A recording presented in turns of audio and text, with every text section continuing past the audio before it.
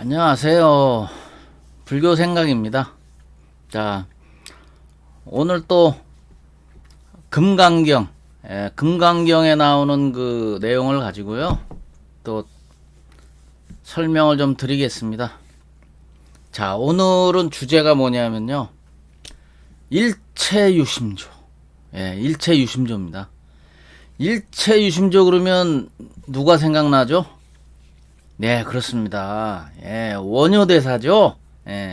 원효대사 생각이 나실 거예요.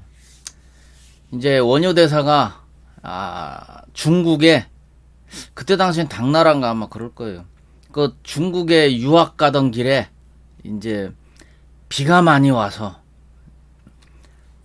비가 이제 폭우가 막 쏟아지고 막 엄청난 비가 오니까 아마 여름에 갔었던 것 같아요. 여름에 가다가 장마, 요즘 말로 하면 장마 정도 됐겠죠. 그래서 이제 비를 피해야 되니까 스님들이 그 길을 가는데 갑자기 폭우가 막 쏟아지고 하면 어떻게 할 방법이 없잖아요. 도리가. 그러니까 이제 그 동굴로 들어간 거예요. 동굴로. 근데 이제 밤이 됐던 모양이에요. 아마 밤에 이제 들어가니까 앞이 잘 안 보이지 않겠어요. 그 대신 이제 비가 많이 오고 하니까 이제 목을 이제 축일 수 이제 목이 이제 마르니까 갈증이 생기니까 물을 마시고 싶은데 이렇게 사방을 둘러보니까 그 물이 이렇게 동굴 안에 물이 이렇게 고여 있는 거예요. 손에 이렇게 손을 더듬어 가지고 잘 안 보이니까 프레시가 있었던 것도 아니고 요즘 같으면 핸드폰으로 그냥 이렇게 키면 되지만 전혀 그때 당시만 해도 그런 게 전혀 없으니까 뭐 그런 거를 미처 준비를 못한 거죠. 스님들이. 그렇지 않으면 횃불 같은 거 이런 거 불을 붙였고 부싯돌이라고 그래서 이렇게 그때는 성냥도 없었죠. 성냥도 없었을 거예요, 아마. 성냥 시절도 아니었을 겁니다. 그때가 삼국시대 신라 시대 때니까 이걸 이제 켜가지고 부싯돌로 해서 원래 횃불을 켜야 되는데 그런 준비가 전혀 뭐 스님들이 뭘 가지고 있겠어요. 그 배낭 조그만 배낭만 하나 메고 그러고 아마 가다가 비를 만났겠죠. 그러니까 동굴로 들어가서 이제 깜깜한데 이렇게 더듬어 보니까 물이 거기 있는 거예요. 그래서 마침 이제 그냥 목이 타니까 또 이렇게 보니까 뭐 바가지 같은 게 있어. 바가지. 손에 이렇게 잡히는 대로 보니까 뭐 희한하게 뭐 물 뜰만한 게 있는 거죠. 그냥 뭐 손으로 이렇게 먹기도 하지만 바가지 같은 걸로 뜨면 더 쉽잖아요. 수월하게 하지 않겠어요? 근데 이제 이렇게 퍼서 아주 맛있게 이제 목이 시원하게 이제 갈증이 풀어지니까 시원하죠. 시원하게 이제 아이고 시원하게 잘 마셨다 이제 이렇게. 그리고 이제 원효대사 혼자가 아니고 제가 이름을 잘 모르겠어요.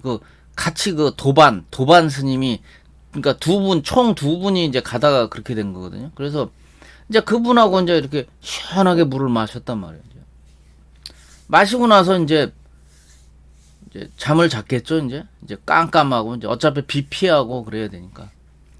잠을 자고 나서 그 다음 날 이제 깨서 이제 어저께 잘 마신 물 고여 있는 데를 한번 이렇게 쳐다본 거예요. 이렇게 쳐다보니까 보니까 해골바가지가 있는 거예요. 거기 시신 그러니까 말 그대로 백골화된 사람의 해골이 막 뼈가 여기저기 흩어져 있고 그러니까 어저께 자기가 떠먹었던 그게 뼈죠. 뼈 해골이에요. 해골. 그러니까 그걸 모르고 그냥 얼떨결에 그걸 이렇게 집어서 뭐가 집히니까 그리고 또 집어서 이렇게 보니까 뭐 그릇 비슷하게 이렇게 둥그스름하게 생겼거든. 그러니까 그걸 이제 물을 이렇게 퍼서 이제 먹은 거지. 그냥 아침에 일어나서 보니까 해골이야. 해골 바가지라는 말 우리 쓰죠. 바가지는 바가지인데 해골 바가지. 그래서 그냥 먹었던 그게 구토라고 그러죠. 구토 토하는 거지. 그러니까 막 토하면서 막 토하는 거야. 막 속이 막 다 뒤집어지면서 막 토. 결국은 그 시신 썩은 물을 먹은 거예요. 그리고 물론 이제 비가 많이 오니 빗물도 들어왔겠지만 이제 섞인 거지, 섞여서.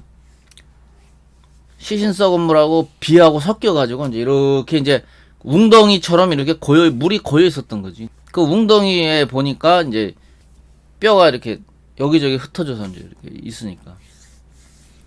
그래 난리가 난 거지, 이제. 옆에 뭐 스님도 이제 토악질하고 막 난리 났겠지, 이제.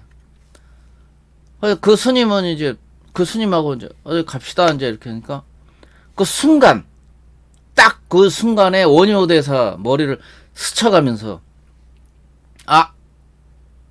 이거 굳이 유학길에 오를 필요가 없구나. 그러니까 그게 바로 뭐냐면 일체유심조, 일체 마음법. 그러니까 마음이 일어나니 일체 마음법이 같이 일어나고, 마음이 없어지니 일체 마음법이 사라지도다. 예, 그 깊은 뜻을 순간 그냥 깨달아 버린 거예요.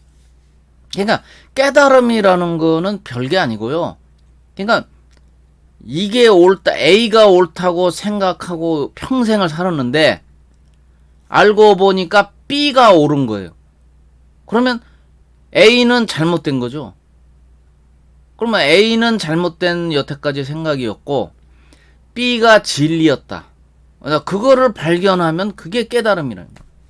별거 아닙니다. 그러니까 이제 거기서 이제 확철대오를 하게 됩니다. 그 동굴 속에서 그 아침에 확철대오를 하게 돼요. 원효 스님이. 그래서 그 도반 스님은 그냥 계속 유학길에 오르고, 그때는 유학 간다 그러면 중국 가는 게 유학 가는 거거든요. 그때는 비행기가 없었잖아요. 물론 배가 있긴 있었지만 배 타고 멀리 갈 수는 없죠. 그 한계가 있잖아요. 돛담배였을 테니까. 돛담배도 뭐 옛날 그 서양 유럽 같은 데서는 이미 그런 게 많이 발달이 돼가지고 이 범선이라고 그러죠. 범선. 엄청 큰 그 범선 돛담배도 어마어마하게 크죠. 우리나라의 돛담배하고 달라요. 그러니까 그때 당시만 해도 삼국시대면요 엄청 유구한 역사 그 시절 아닙니까? 그러니까 그냥 황포 돛담배였을 거예요. 그냥 자그마한 그런 시절이거든요. 그러니까 멀리 해외로 나간다는 거는 알고는 있었죠. 그러니까 신세계, 저기 외국에 다른 나라도 많고 신세계가 있다는 거를 알고는 있었는데 그거를 감히 갈 엄두가 안 나는 거지. 배도 뭐 변변치 못할 뿐더러 큰 무슨 뭐 범선이 있는 것도 아니고 그렇잖아요. 지금처럼 뭐 하늘을 날아다니는 비행기는 생각할 수도 없고. 그러니까 감히 멀리 갈 생각은 못했고요. 유학을 간다 그러면 중국 가는 거를 유학 간다고 했습니다. 그때 당시. 물론 일본까지는 가능했죠. 거기 거리가 가까우니까 아무래도. 그래서 일본 아니면 중국이거든요. 근데 이제 그때 당시에는 중국으로 많이 갔죠. 불교가 어디서 들어왔죠? 그렇죠. 중국에서 들어왔잖아요. 인도에서 달마 대사가 중국을 전해주고 중국에서 우리 한쪽으로 이렇게 내려온 거죠. 내려오고 우리는 또 일본에다가 그걸 전해주고 이렇게 항상 모든 게 그렇게 전달이 됐죠. 중국에서 한국으로, 그 다음에 일본으로 이렇게. 그 경로가 항상 그랬어요. 경로가. 지정학적으로 그럴 수밖에 없잖아요. 우리가 가운데 있으니까 중국에서 한국으로, 한국에서 일본으로 항상 그렇게 해왔어요. 자, 그래서 그 도반 스님은 중국으로 갔고 이제 원효 스님은 다시 이제 뒤를 돌아서 집으로 다시 간 거죠. 다시 이제 절간으로 들어갔겠죠. 들어가서 이제 거기서 딱 깨달아 버린 거예요. 깨달아서 굳이 유학 갈 필요 없다. 그러니까 2600년 전에 석가모니 부처님이 발견했던 바로 그거를 발견한 거예요. 한 물건, 예? 이 먹고, 화두로 하면은 이 먹고, 뜰 앞에 잣나무, 똥막대기, 예? 이 한 물건, 다 그 같은 겁니다. 같은 건데, 이제 표현만 이렇게 단어만 달라질 뿐이지, 때와 장소에 따라서, 그러니까 참나, 견성, 해탈, 열반 다 때와 장소에 따라서 단어만 바뀔 뿐이지 그 한 물건이거든요. 한 물건. 바로 그거 하나라고. 그거를 오은효 스님이 그냥 순식간에 그냥 아차 싶은 거죠. 그냥 딱 그거를 그냥 깨달아 버린 거예요. 그 자리에서 깨달아. 아침에 딱. 아, 바로 이거였구나. 이거구나. 뭐 눈에 보이지는 않는다고 내가 그랬죠. 아, 눈에 안 보인다니까요? 참나 견성 해탈자리가 어떻게 눈에 보여? 아, 눈에 보이면 벌써 다 찾았게. 스님들이 절간에서 목닥치고 고생하고, 선정하면서, 10년, 20년 그럴 필요가 없잖아요. 그걸 찾기 위해서 그렇게 시간이 오래 걸리는 거예요. 근데 여러분들이 그 실체만 알면 금방 찾아버려요. 그렇게 썩 어렵진 않습니다. 찾는 건 어렵지 않습니다. 근데 더 어려운 거는 찾는 거는 어렵지 않은데, 이거구나 하고 아는 건 쉬운데, 아는 거는 내가 얘기한 대로만 집중해서 하시면, 내가 그랬죠. 명상하면서 호흡에 집중하라고. 그러다 보면 발견하게 된다니까. 그러니까 명상을 해서 자기 마음속으로 들어가면요, 누구든지 다 가지고 있는 거예요. 그 자리는 모든 그 중생이 다 있어요. 다. 그래서 부처님이 그런 거예요. 모든 중생은 다 부처다. 단지 그걸 모를 뿐이에요. 그 참나 견성자리를 모르니까 그렇게 어리석게 사는 거거든요. 탐욕심, 분노심, 어리석음, 삼독이죠. 대표적인 거 삼독. 탐진치라고 그러죠. 탐진치. 그거는 한자음입니다. 내가 언젠가 말씀드렸죠. 한문 공부해야 됩니다. 한문 공부 안 하면은 이 경전 보는데 이해가 안 가요. 물론 요즘 한글 경전이 많이 나왔죠. 한글 경전이 나왔지만 그 뜻을 이해를 못 해요. 그러니까 외국인들이 보는 거와 똑같이 외국인들도 한국말이 어려운 게 뭐냐면 그 뜻을 잘 모르는 거예요. 뜻을 모르겠다는 거예요, 다.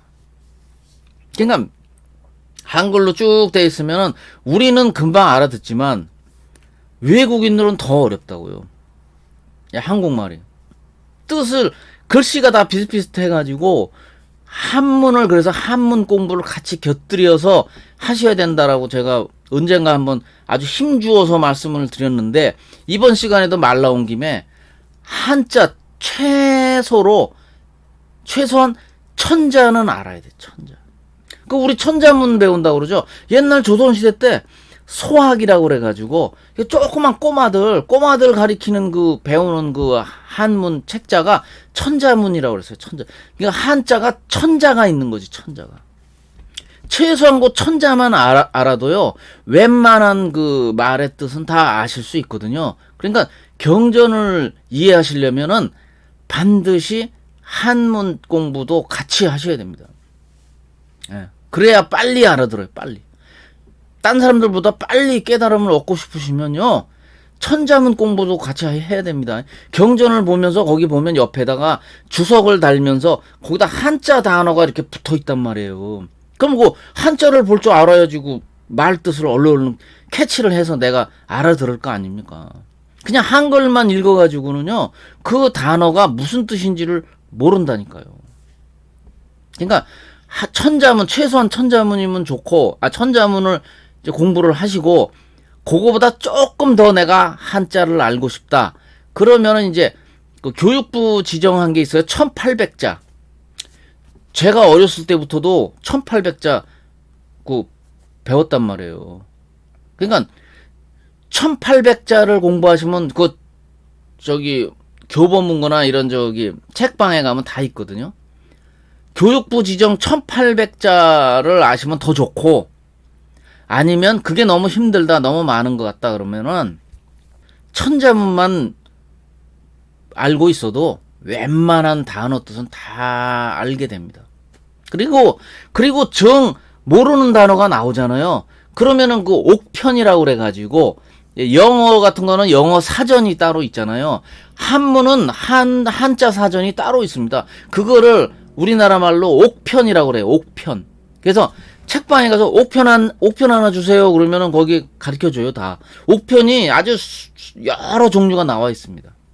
옥편도 조그만 거부터 이렇게 두꺼운 것까지 아주 다 나와 있어요. 그러니까 웬만한 작은 옥편 하나만 사셔도 그거 얼마 안 해요. 그거 하나만 사셔도 웬만한 단어 뜻은 다 거기 들어 있습니다. 그러니까 불교 경전을 읽고 빨리 이 부처님의 말뜻을 빨리 알아듣고, 그 다음에 또 제가 여기 녹화해 놓은 거 영상도 좀 보시고, 이렇게 같이 경전과 동영상을 같이 보시다 보면 깨달음 얻는 거는 금방 얻을 수 있어요. 진짜예요. 근데 얻는 거는 좋은데 그거를 내 걸로 만들고, 팔정도라고 있거든요. 그 8가지의 그 옳은 길, 똑바로 가는 바른 길이란 뜻이죠. 정도. 그러니까 팔정도를 그 익히셔가지고 몸에 익혀서 습관화 시켜야 돼. 습관화 시켜서 그 깨달은 거, 예? 참나자리, 견성자리 찾은 거 있잖아요. 그거를 완전히 내 몸에 습관화 시켜서 붙여야 돼. 완전히 익혀야 돼. 이제 익숙하게. 처음에는 좀 생소하잖아요. 근데 그걸 몸에 완전히 익혀서 생활을 하셔야 된다고. 그게 어려워요. 그러니까 찾는 거는 어떻게 열심히 조금만 하면 찾아질 수 있는데, 견성 참나를 찾은 다음에 그거를 내 몸에 익히는 게 중요하거든요. 그거를 가지고 익혀서 이제 평생 돌아가실 때까지 이제 그걸 그 팔정도를 행하면서 그 참나의 깊은 그 아주 그 숙성된, 음식으로 말하면 숙성된 맛을 즐기는 거죠. 쉽게 말해서. 그게 내 걸로 만드는 거예요. 내 걸로. 그게 어렵다는 거예요. 그게 진짜 어렵습니다.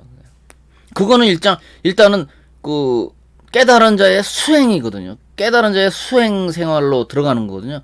단계가 이제 한 단계 더 올라가는 거거든요. 그렇기 때문에 그거를 깨달은 바를 완전히 내 걸로 만들고, 그게 완전히 몸에 익어버리잖아요.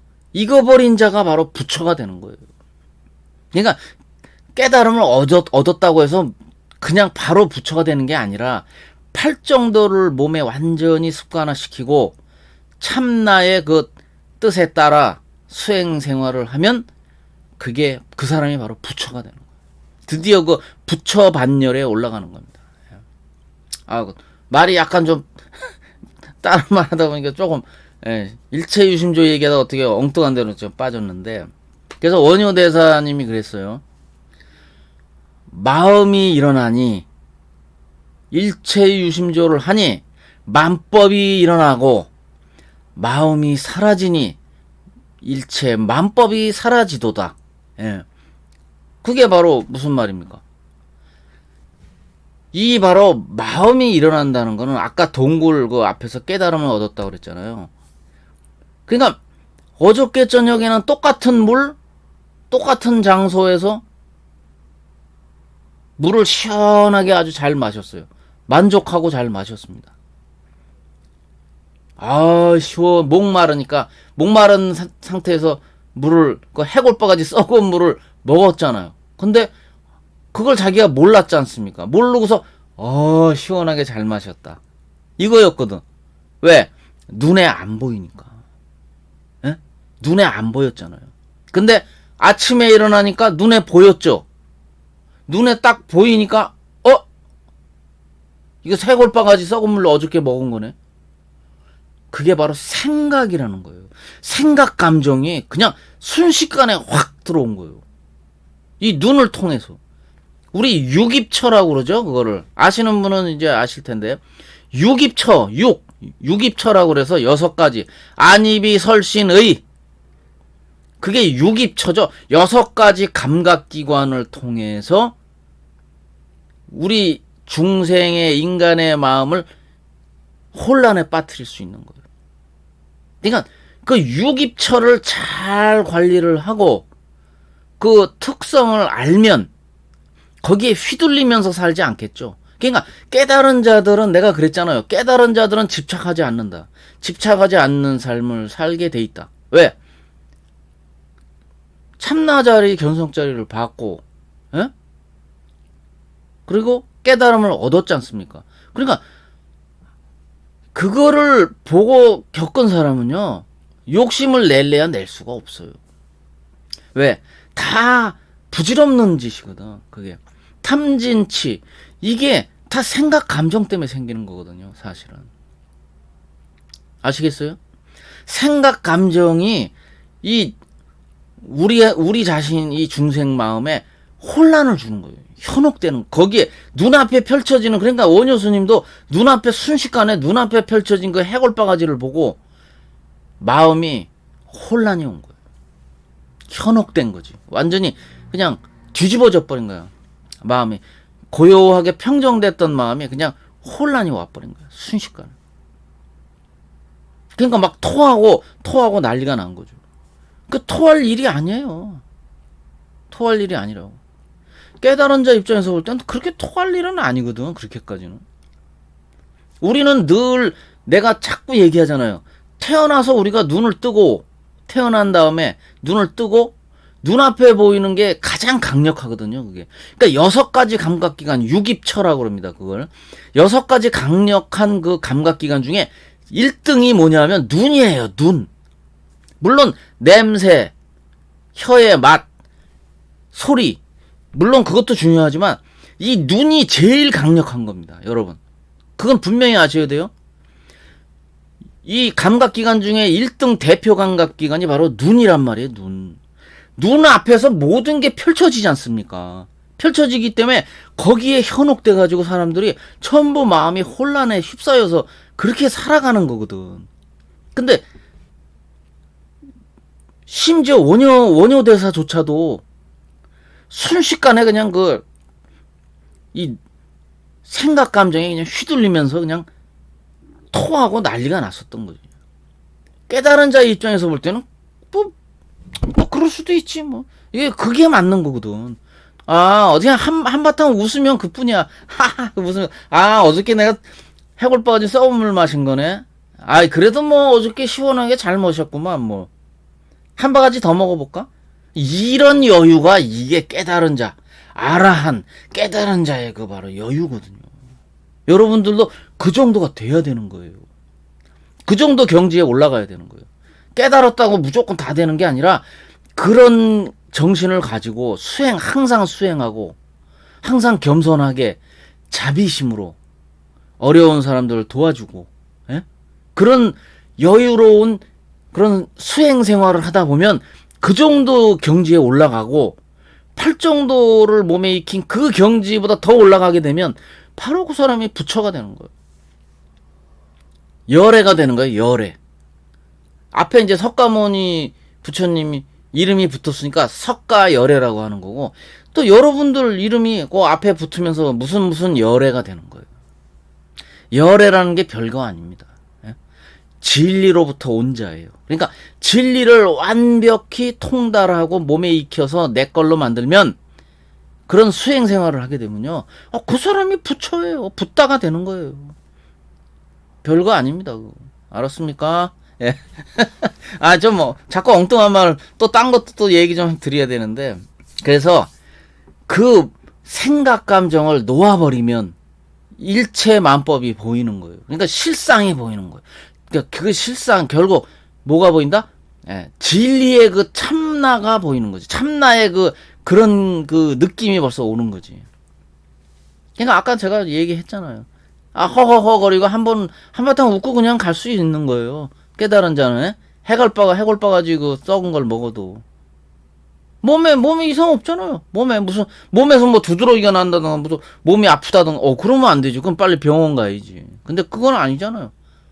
시원하게 갈증 나는 목을 잘 축였지 않습니까? 그래서 우리 현실이 제일 또 문제가 뭐냐면, 우리의 현실이, 그러니까 내가 눈이 제일 강력하다고 그랬어요. 그러니까 눈에 보이는 그 여러 가지 경계가 수시로 오거든요. 자식, 마누라, 왜 생각만 해도 머리가 아파요.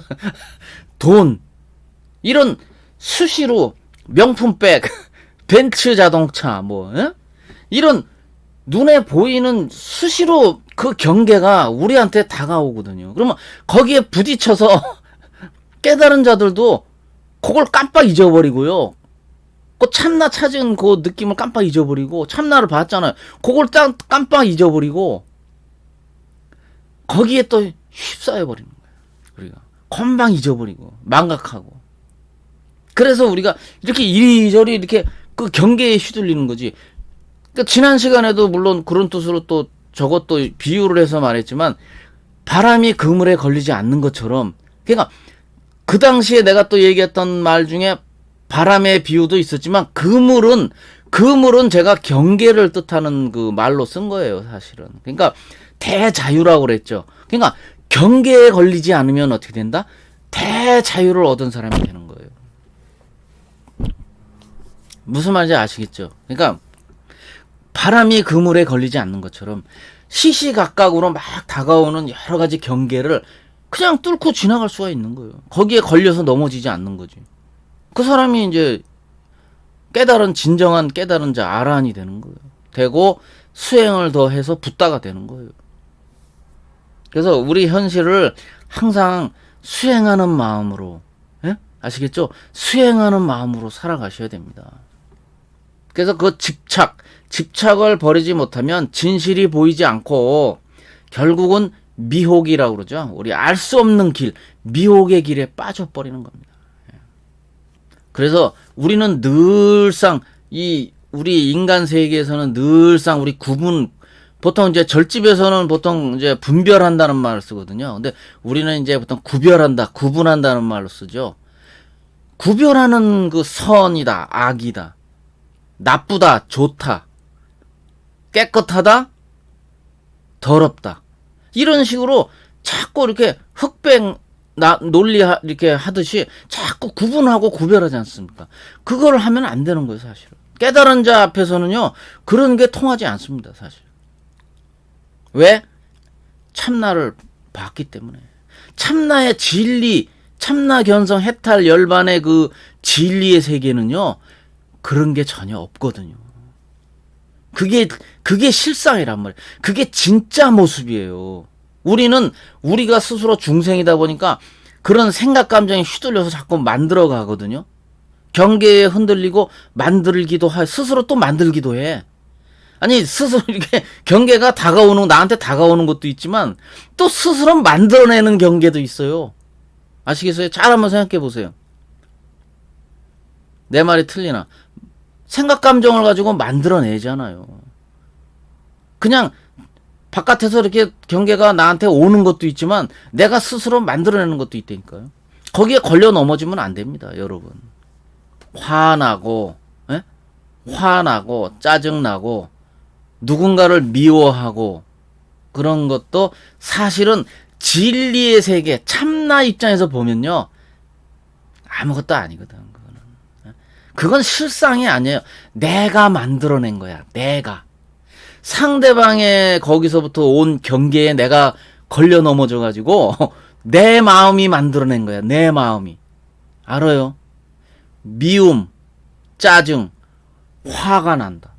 분노가 치민다. 다 내가 만들어낸 거야. 내가 옳다는 그 생각으로. 아시겠어요? 내가 옳다는 생각으로 만들어낸 것 뿐입니다. 사실은 그건 아닌 거야. 실상이 아닙니다. 그래서 전에도 말씀드렸잖아요. 성철 스님이 산은 산이요, 물은 물이로다. 그러니까 이제 그렇게 겉으로만 그냥 슬쩍 얘기를 하시니까 못 알아듣지. 근데 저는 또 불교 생각이지 않습니까? 그러니까 쉽게, 이제 그분은 워낙 고차원적으로 이제 말씀을 하신 거고, 쉽게 저는 풀어서 여러분들은 말씀드리지 않습니까? 실상을 보라는 거예요. 실상. 산은 산이요, 물은 물이로다. 그대로 거기에 무언가가 내 생각, 감정이 곁들여지지 않은 있는 그대로 보라는 거거든. 뭐를 본다? 본질을 보라는 거야. 진리의 세계, 그 본질의 진짜 모습을 보라는 거지. 그러고 본질의 모습으로 보면 어떻게 되죠? 이건 경계도 아니라는 거야. 내가 만들어냈을 뿐이고, 그 상대방의 그 경계에 내가 흔들려가지고 내가 스스로 만들어낸 거거든요. 화, 분노, 탐욕심, 어리석음, 짜증나는 거, 누군가를 미워하는 거, 이 모든 게 다 경계일 뿐입니다. 내가 만든 경계, 그 이상 그 이하도 아닙니다. 바깥에서 오는 경계, 안에서 내가 만들어내는 경계. 아셨죠? 네. 자, 그래서 세상의 모든 모습은 있는 그대로 좀 눈에 들어오는 거를 그대로 보시면 안 되고요. 그러니까 그 본래 본질의 눈으로 보라는 거예요. 그 바깥에서 들어오는 그 경계에 넘어지면 안 된다. 그걸 말씀드렸고요.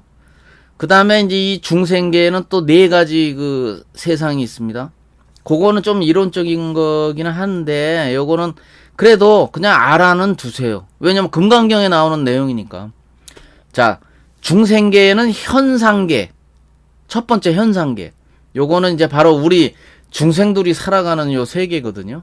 그러니까 요거는 아까도 말씀드렸지만 차별이 있고, 구별이 있고, 구분이 있고, 그런 자꾸 구분 짓고 이런 세상이죠. 요거를 현상계라고 합니다. 그러니까 인간 세상을 현상계라고 그래요. 그 다음에 이제 요거는 이법계라고 그래요. 이법계라고 그래가지고 요거는 이제 본질이 있는 세계.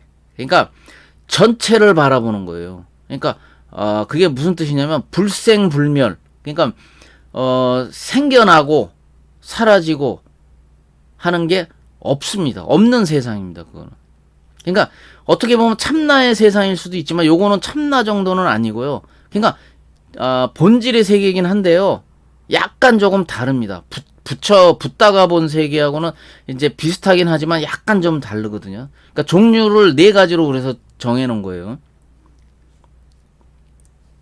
그러니까 쉽게 제가 비유를 하면, 그러니까 파도가 이렇게 바닷가 가면 왜 파도가 이렇게 쳐서 계속 이렇게 해안가로 밀려오잖아요. 그러니까 그런 이렇게 파도가 이렇게 치고, 자잘한 파도가 지금 치고 그러는 게 눈으로 보이지만 본질의 입장에서 볼 때는 뭐다? 그냥 전체적인 바다만 생각하면 되는 그런 세상이에요. 그러니까 바다죠, 바다. 바다인데 거기에 바람에 의해서 파도가 치는 것뿐이죠. 그래서 그런 본질적인 세상, 그게 이법계고요. 그 다음에 이사무예계라고 있습니다. 이사무예계. 그거는 이제 본질과 현상은 둘이 아니다. 그러니까 한 차원 깨달음에 접근하는 세계입니다. 그거는. 그래서 우리 보통 반야심경에 나오죠. 색즉 시공, 공즉 시색. 그러니까 같은 산이라도 동쪽에서 보면 동산이 되죠. 동쪽 산이 되는 거죠. 동쪽에서 바라보니까 같은 산을 하나 가운데 두고 저쪽 건너편에서 있는 사람이 볼 땐 동산이 되고 서쪽 편에 있는 사람이 볼 땐 서산이 되는 거예요. 무슨 말인지 아시겠죠? 그래서 본질과 현상이 동시에 이렇게 같이 이렇게 둘이 아니다. 요런 차원의 세계가 이사무예계. 다른 어려운 말로 조금 저거 한 말로 하면은 한자죠. 한자 말로 하면 이게 한자입니다. 그러니까 한자 공부해야 된다고 그랬어요. 색즉 시공, 공즉 시색. 색은 곧 공이요. 공은 곧 색이다. 요 뜻이죠. 반야심경 많이 아시는 분은 다 이미 불자분들은 아실 거고, 처음 불교를 접하시는 분들은 색즉 시공, 그러니까 색은 곧 공이요. 공즉 시색. 공은 곧 색이다. 그럼 색은 뭐냐? 색은 어떤 물체 같은 것도 될 수가 있고요. 어떤 이런 현상계의 어떤 현상, 그런 것도 해당되고. 그러니까 색이라는 게 꼭 하나로만 딱 말을 할 수는 없고요. 눈에 보이는 모든 것. 그 다음에 현상도 거기 들어가고. 그러니까 공은 이제 그런 게 없는 본질의 뜻이죠. 본질. 예? 그러니까 색이 곧 공이 되고 공이 곧 색이 될 수 있다. 이제 그거는 지금 요번 시간에는 이제 그게 아니고, 그거 하려면 또 한참 시간이 너무 많이 가기 때문에 너무 영상 시간이 또 길면은 보시는 분이 지루하기 때문에 그거는 다음 영상에서 제가 설명을 하도록 하겠습니다. 자, 그 다음 마지막 네 번째가 뭐냐면요. 사사무의 법계예요. 그러니까 요거는 경계나 분별이 없는 해탈 열반의 세계입니다. 그러니까 요게 마지막 네 번째 세계가 바로 붓다의 세계죠.